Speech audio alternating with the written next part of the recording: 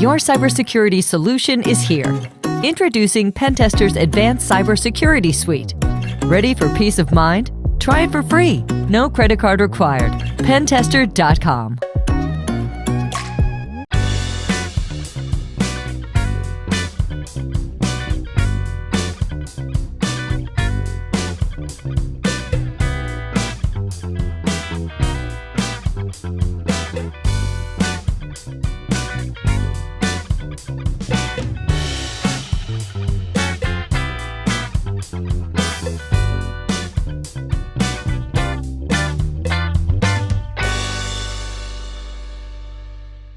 Hi, everybody. My name is Anthony Ruggiano Jr. I want to welcome everybody to Reform Gangsters. If you like my content, please hit the subscribe button and ring the bell. And don't forget, check out my Patreon. I got a lot of really good stuff coming up there, and a lot of stuff coming your way. I'll be in New York April 22nd. I'll be in the studio. And also, I'll be in Coney Island doing another mob tour. A lot of famous hits took place in Coney Island back in the day. We're going to do that. And I may even, if I have time, go into Manhattan. And I just saw a documentary on Frank Costello and the building he was shot in, because that event really shaped my father Fatty Andy's life and our family life, because that was the beginning of the downfall of Albert Anastasia. And Fat Andy, my father, was actually picked up for that shooting with the chin. They were the two suspects in that shooting because of the description someone gave from across the street. They both resembled each other, but the chin was actually charged with it and went to trial with it. And Frank Costello, of course, didn't identify him, and he got found not guilty. But so that event really took place and did evolve into my life. So I'll explain that at a later date if we could get there to do that. But that's another story for another day. So there's two things I want to talk about real quick today. The first is Vito Guzo. As everybody knows, he's getting out of prison, federal prison. He's on his way soon to a halfway house. Vito Guzo was running around with my brother-in-law, Frankie Kiki. They were good friends. They were two violent criminals. His whole crew was violent. He pleaded guilty to 5 murders. He got 30 years. He got a great deal. And now he's getting out. I think he did about 27 years. Unfortunately, one of his murder victims was a friend of mine's son, and actually was a Barillo, was my cousin Gene's cousin on his father's side. He was a good kid. The kid he killed him in a car. I think it was over stolen cars or some bullshit, and he shot him in the car. His mother was a barmaid in the bar I used to go to. I knew the whole family. It was tragic. Vito's father disappeared. Vito's father is the person I talk about with how the mob treated mental illness. He had a legitimate nervous breakdown and he disappeared off the face of the earth. That's how the mob dealt with, bipolar and all that stuff with bullets. So he's getting out after doing like 27 years for 5 murders. It is what it is. We'll see how he behaves. But he actually got straightened out in prison. I think he's the only guy in the history of the mob that they actually had a ceremony for him in prison, in federal prison. So that's a story within itself. So that's just, I just wanted to get that out there. It's been out there for a couple of days. I knew his brother Anthony well. I really didn't know him well, but I knew his brother Anthony Guzo. He actually hung out with us in the Polish bar. His brother Anthony and his father used to come there also to see my father when he was alive. Vito Sr. used to come there, so I know the family. So he's hitting the street. The second thing I want to talk about is people keep asking me about Joe Butch, and nobody really ever speaks about Joe Butch. Joe Butch was a captain in the Gambino family. He actually was a captain going back to when I first started going to the Ravenite, like in the early 70s. I believe he was always a captain, very wealthy, very respected, violent, had a restaurant, Terraminas, I think it was called, on Mobile Street. I used to go there often, a really good restaurant. It was named after the town I think his family came from in Sicily. He also had a cousin that was a made member of the Gambino family who was very good friends with my father, Fat Andy, and Tony Lee. They were really tight friends with his cousin. That's just a little story I want to tell about his cousin and his son. He was a very serious guy, Joe Butch, very nice guy, always, was good to me. Very, very wealthy, very well respected. Had a very bad diabetic. He was a very, very bad diabetic. I think later on in life he had to go on dialysis. That's what killed him at a young age. He was a very bad diabetic. Always was thin, always well dressed, good looking, tall. Unfortunately, his cousin had a falling out with him, and his cousin was actually, he had his cousin murdered. And the murder took place, I believe, on Mulberry Street, and Skinny Dom was involved in the murder, and Joe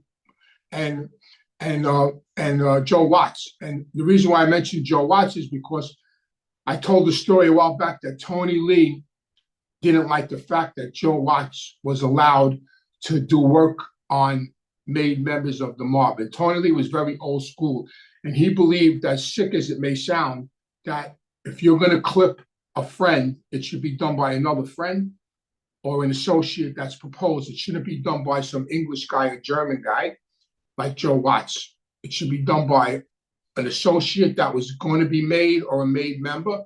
And he hated Joe Watts for the fact that Joe Watts was the guy that clipped Joe Butch's cousin on Joe Butch's okay and John Gotti's okay. And he used to tell me that all the time. When we would go to weddings and Joe Butch and Joe Watts was allowed to sit at the table with the captains, he would always say to me that he hated the fact that Joe Watts clipped Joe Butch's cousin, because they were very, very tight friends. And Joe Butch's cousin was a good guy. I knew him well. But that's the mob. That's the mob. It doesn't matter. Your best friend's going to walk you in. Your cousin's going to walk you in. I don't remember what the beef was over with, why Joe Butch wanted his cousin clipped. It was many, many, many, many years ago. It was in the 80s, the early 80s. It was right after John became the boss, mid 80s. I know Joe Watts actually got coverage for it, because when I was cooperating, I gave some information on that murder, and Joe Watts, and I was told that Joe Watts actually had coverage for that murder on a plea deal he took for another murder. Because when you plead guilty in the feds, you get a known and unknown. You get coverage for known and unknown crimes in a plea deal. And so he had coverage actually for that murder. So that's my little story about Joe Butch and his cousin, the murder of his cousin. That's how serious Joe Butch was, that he had his own cousin murdered. Now let's get to his son. And that's when I laugh about, when I talk about the Ravenite, and when John Gotti became the boss, how all these people showed up at the Ravenite and it was standing room only. And it's kind of comical when I think back at it. And Joe Butch's son was one of those people. I never knew the kid, never met the kid, never seen him at the Ravenite when Neil was alive, never, ever, ever seen him. Never even, maybe I saw him a couple of times at Joe Butch's restaurant, because I think he actually ran the restaurant with his with his cousin. And he was never a criminal. I never knew him committing any crimes. I know Joe Butch had a major Shylock business, probably a big drug business, from Sicily. The difference between me and Joe Butch's son, I was in the trenches. I was, I did everything, wrote numbers, car rings, credit cards in and out of jail. I was in the street. I think that's one of the reasons why John Gotti actually liked me, because I was in the street and he knew I was in the street, unlike these other guys' sons. And so anyway, John now becomes the boss, and Joe Butch's son is standing at the door of the Sultan. They actually made Joe Butch's son. They straightened him out. And you could see on a lot of videos of John running through the streets and getting in cars, you'll see a tall, good-looking kid opening the doors for him. That's Joe Butch's son. So here's a guy that I never saw. John becomes the boss. He's in front of the camera like a movie star. And after John died and I got out of jail in 92, I never saw Joe Butch's son again. And the reason why is because I guess I have to say maybe he got smart and he had all his father's money, which was millions, and he just disappeared like Tory. Tory's another guy that was Frankie Loke's son, another guy that came out of the woodwork, got straightened out, hooked up with these guys that invented the 900 numbers, the sex numbers, made $1 gazillion, went to prison, did a couple of years, got out, got his family, and landed out of New York. And now I heard he lives down south in a big mansion, never to return to New York again. These are all, me, unfortunately, broke, went to jail. I don't know. I must have done something wrong. We were doing something wrong, me and my old man and Tony Lee, because all these kids, Johnny-come-lately kids, all left New York with millions. Never even were criminals. These kids, and I'm not knocking them to disrespect them. It's just the way it was, And it's comical when I think of, how the Ravenite changed from when Neil was alive to when John became the boss, how all these people showed up there and all these guys' sons showed up there and became made members and all that. Because their fathers were captains and all that stuff. So that's my little story about Joe Butch. Joe Butch was a gangster, very serious racketeer, very well respected, very dangerous, very rich. His son, not so much. And his cousin was collateral damage. So the first guy got 27 years? No, Vito Guzo took a plea for 5 murders and got 30-something years, and he did 27 years out of the 30. He did 27 years out of the sentence. Now he's getting out in a couple of weeks. He's going to a halfway house. I mean, he made a great deal for 5 murders. I mean, he pled guilty to 5 murders. I believe there's a story in the street.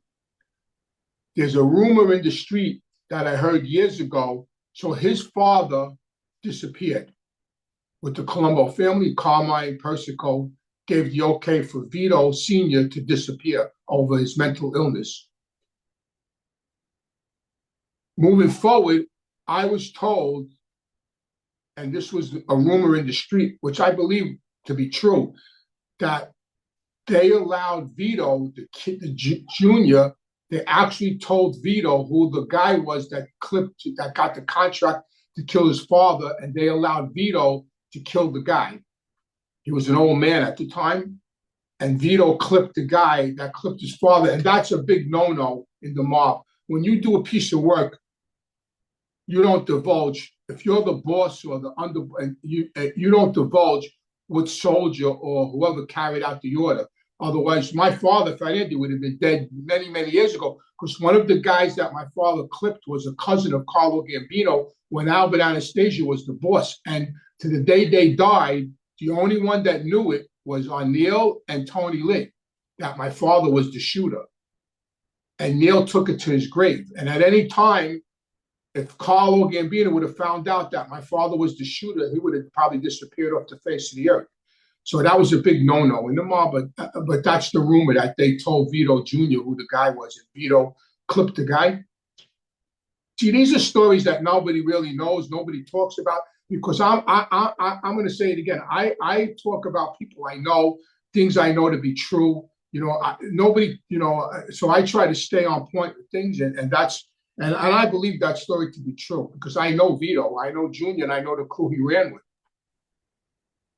Well, that's the difference. You were literally born into the mob bloodline compared to everybody else.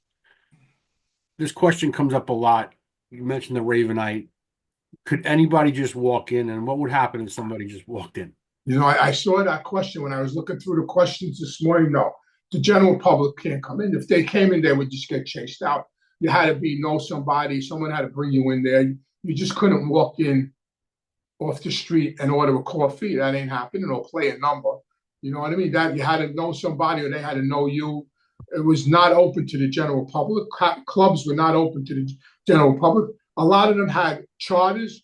How we used to do it was we had a charter registered with New York City, and we would have a charter to have a club, have a meeting in there, have members in there, so we wouldn't get shut down. Like my father had a veterans charter. So veterans from East New York that my father knew and Tony Lee knew, they got a charter. Now, a veterans charter was really one of the best charters you could have. And that's what we had. We had a veterans charter in Cafe Liberty. And all the clubs throughout all my life, that was the charter that my father and Tony Lee used, was a veterans charter. So but people couldn't just walk in off the street. Not in a mob social club. And, the Moose Lodge and all them other kind of clubs probably, but not in our club. So the general public can't come in, but what if they did want to play a number? Where would they go to put a number in back in the day? Oh, back then, I mean, the people that played numbers were neighborhood people. I mean, a stranger, I mean, they had number spots. They're not going to come in a club to play numbers. I mean, back then it was a different world. In neighborhoods, there was number holes. Now they all have lotto machines. It's comical because when I go to New York, like there's number holes in Manhattan that now just have a lotto machine, and people line up to play the lotto, where 30 years ago, that was a number hole that some mob guy had, and even in Jamaica where we ran, so Jamaica, Queens was where the bulk of our number business came out of. And now when I go to Jamaica, Queens, and I'll drive, let's say, up Suffolk Boulevard, where we had number holes in bodegas. Now you walk into the bodega and there's a lotto machine where that used to be our number hole.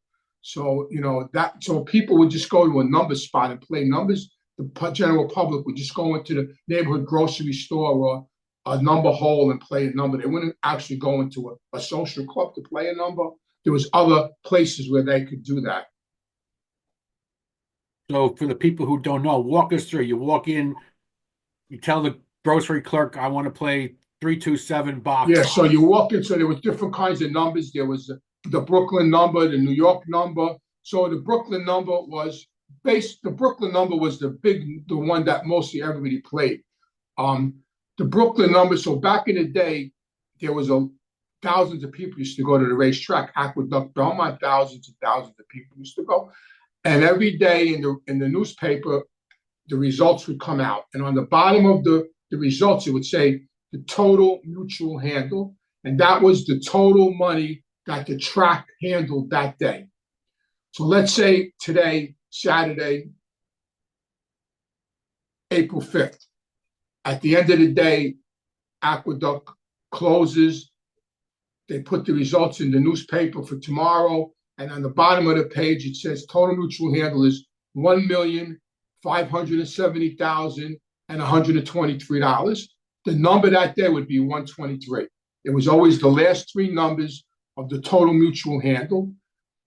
So that was one number. That was the Brooklyn number. And that was probably the most prominent one that mostly everybody played. But then there was the New York number, which was the original way it started, how it was invented in Harlem. It was actually invented by black guys in Harlem back at the turn of the century.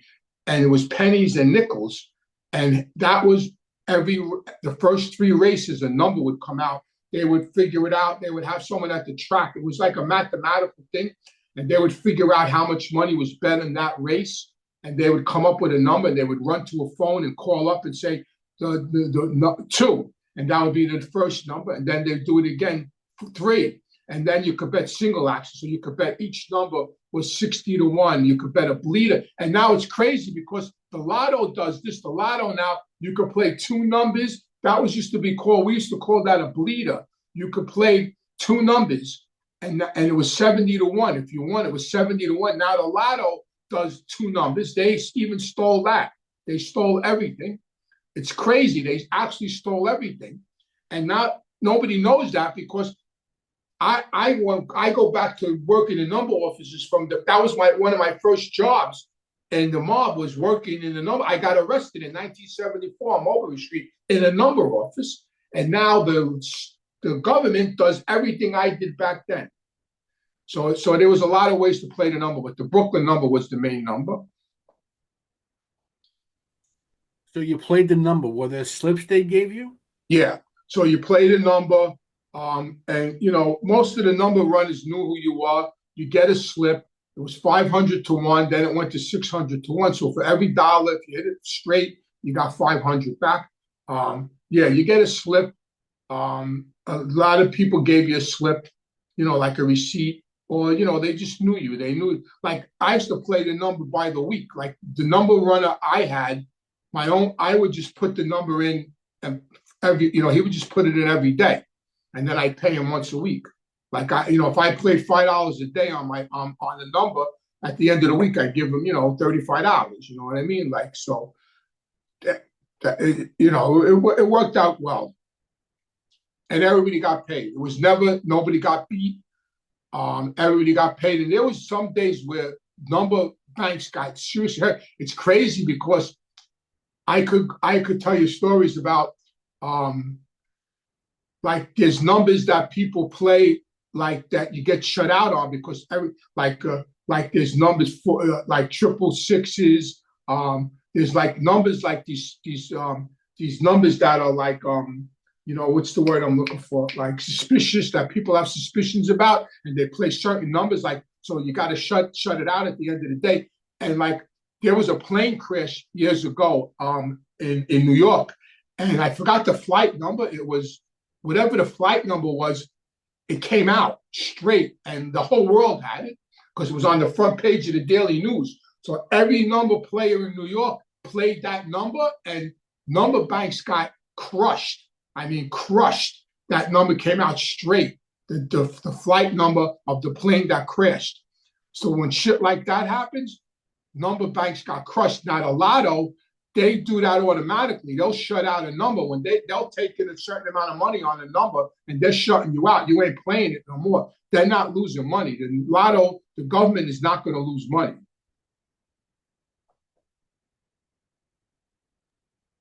Couple viewer questions. Do you agree that Genie Gotti still being active? Most definitely. There's no doubt in my mind. There's no doubt in my mind that Nicky, Corrao, Genie, they're all active. They're all fighting for positions. There's no doubt in my mind. Knowing them as well as I know them from childhood, there's no doubt in my mind that they're both in it to win it. Without a doubt. There's no doubt in my mind. Not one, and anybody that doubts it is a fool. There's no doubt in my mind that they're still active and they're still trying to get positions of power. And when I think about the mob today, like, what is it? Like, it's not like it was when I was in it. What is it? What are they the mob of? They're just running on ego. These people are egomaniacs. They're just running on ego. It's all ego. Because the kids that were born in this millennium that they're straightening out ain't even criminals. Anybody that was born from 2000 on, I don't understand. What are they doing? What kind of criminals are these people? I mean, you got a kid that was born in 2000 now is getting ready to turn 26 years old. They're straightening out. They're straightening these kids out. What do they know? What are they putting it on Instagram? I mean, so what do you want to be the boss of? My opinion and my advice to them, we used to be friends. I know that we're not friends any longer because unfortunately, I did what I did and whatever, I'm sure they hate me and they wish ill on me. I don't wish ill on them. But my advice to them is stay home with your grandchildren. That's my advice to them, and let go of your ego and stay home with your grandchildren and enjoy whatever years God lets you have on earth. Get your money and stay home. But they'll never do it, and it just goes, and like Fat Andy, Tony Lee. Well, Tony Lee, not so much. My old man, if he was alive, he would still, in his 90s, he'd still be active. There's no doubt about it. There's a question from Gabriel. Hey, Anthony, who do you think would win in a sit-down between Gene Gotti and Little Nicky? I have to put my money on Nicky because he is a disciple of Fat Andy. Fat Andy's motto was, he used to tell us all the time when we went on sit-downs, I may not be right, but I'll never be wrong. That was his motto. He always said that. Before we went on any sit-down, he would look at us and go, I may not be right, but I'll never be wrong.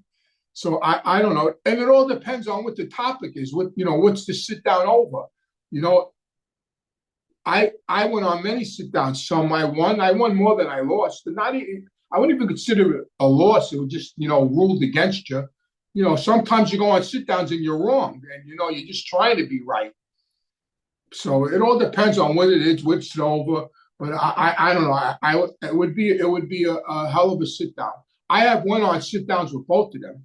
So I have one. Genie sat down for me, which is another story I want to tell, but I can't tell it now. It's one of my 10 stories with this guy Corky that was in the music business. Genie actually was on that sit down with us because she was Tony Lee's captain at the time.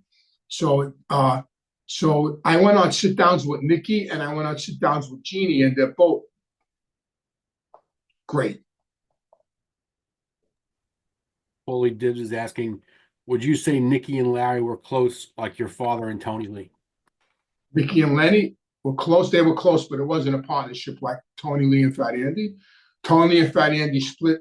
If they got 10 cents, they took a nickel each. Nikki and Lenny didn't do that. They were tight. Don't get me wrong. Nikki and Lenny were tight. Great, like brothers, partners, but not 100% partners like Tony Lee and Fat Andy. No way. There was never a partnership like that. Like Tony Lee and Fat Andy. No way. No way. Richard Anderson's asking, didn't Pizzonia whack out Thomas and Rosemary over? He was on the hit, yes. He was one of the shooters, correct. He got found not guilty for that, which is amazing, but yeah, he was one of the shooters. They actually robbed him like twice in Cafe Liberty. So yeah, he was definitely one of the shooters. My man, Skinny Dom, good guy, nice guy. Yeah. And for Joe Butch's uncle, he was in on that hit. Joe Butch's cousin, like I spoke about earlier, he was in on that hit. Skinny Dom was one of them guys. He would have killed his grandmother to get straightened out. He was just volunteering to kill everybody. He wanted to get straightened out so bad. Like he was just one of those guys. He would have killed anybody to get straightened out. And then we got a question about Benny Eggs. Was he a rat?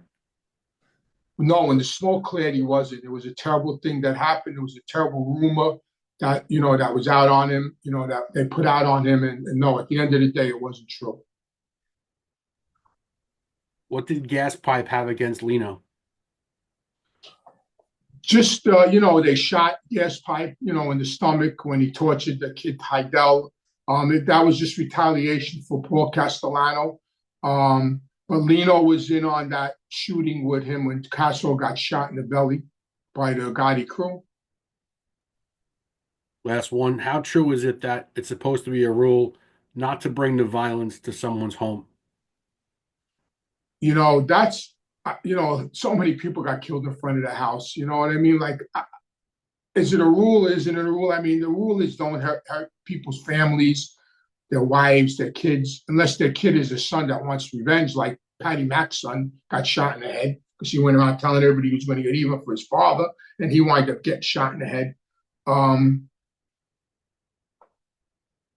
I never heard that rule. I mean, I know a lot of guys that got clipped in front of their houses, in their hallways, getting in their car. So I don't believe that's a rule that's enforced or a rule that's even talked about. I want to thank everybody for tuning in to Reform Gangsters. Don't forget, if you like my content, please hit the subscribe button and ring the bell. Don't forget to check out my Patreon. Membership started at $1. And if you want to hook up with us in New York, you can email me at Anthony Ruggiano Jr. @gmail.com, and we'll see what we could do. So hope to see you all soon.